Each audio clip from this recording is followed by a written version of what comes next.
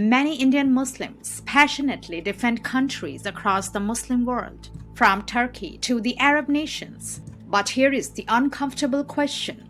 Do those countries feel the same way about them? Do the powerful nations of the Muslim world actually stand up for Indian Muslims? Or is this loyalty completely one-sided? Welcome to Sacred Echoes of India. In this segment, we are going to talk about a controversial but important question. Why do many Muslims in India express a sense of loyalty to other Muslim majority countries? And what explains this emotional alignment despite a lack of real engagement? To understand this story, we have to go back several centuries. When the Mughal Empire invaded India in 1526 and took power, something important changed. Earlier Muslim rulers recognized a global Islamic authority in name, but the Mughals ruled independently. This system lasted for centuries, but everything changed in 1857. When the Indian Rebellion of 1857 ended Mughal rule, the Muslim ruling elite suddenly lost power, triggering an identity crisis. Without political dominance in India, many Muslim leaders began looking outward for a sense of unity and authority.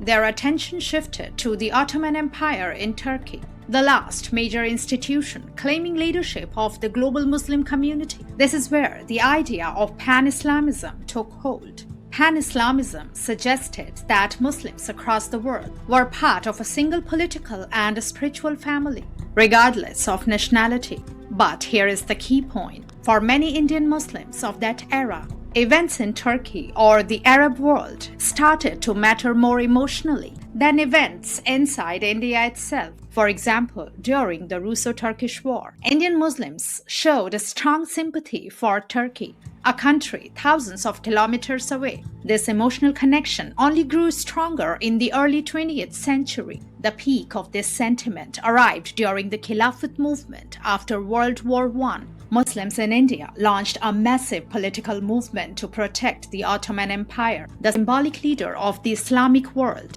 Millions protested, leaders mobilized communities. It became one of the biggest political movements in colonial India. But there was a strange twist. The very people Indian Muslims were trying to save, the Turks themselves, didn't want the caliphate anymore.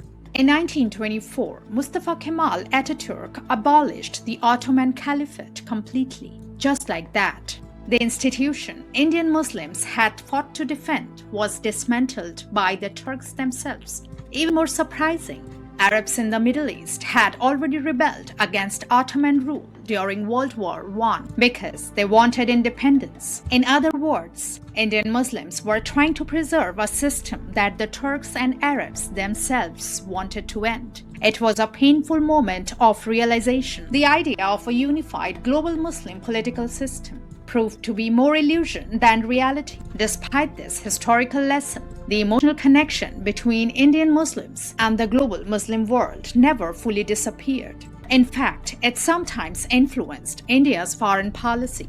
For decades, India took strongly pro-Arab positions in international conflicts. But here's where the story becomes even more complicated. When India faced its own geopolitical challenges, especially disputes with Pakistan, many Muslim countries rarely supported India. Instead, they often echoed Pakistan's position on Kashmir.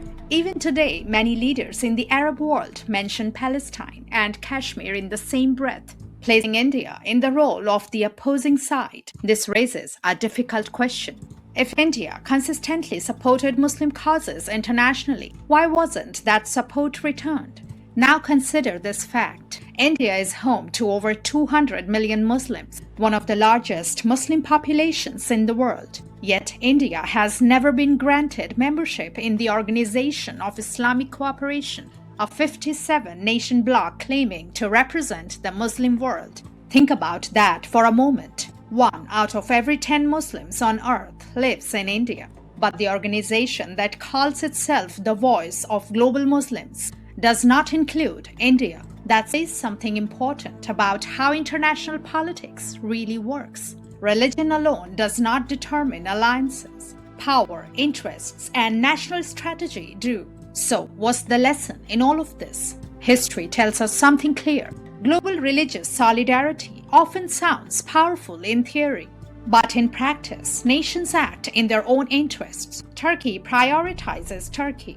Arab countries prioritize their own region, which means Indian Muslims face an important choice about identity, not between faith and nationality, but about where loyalty truly belongs. The path to dignity and influence in the world may not lie in looking outward for validation. It may lie in something much simpler, being fully rooted in the country they live in, because in the end, nations respect strength, unity, and confidence. And for Indian Muslims, the reality may be this: their future will not be decided in Ankara, Tehran, or Islamabad. It will be decided in India.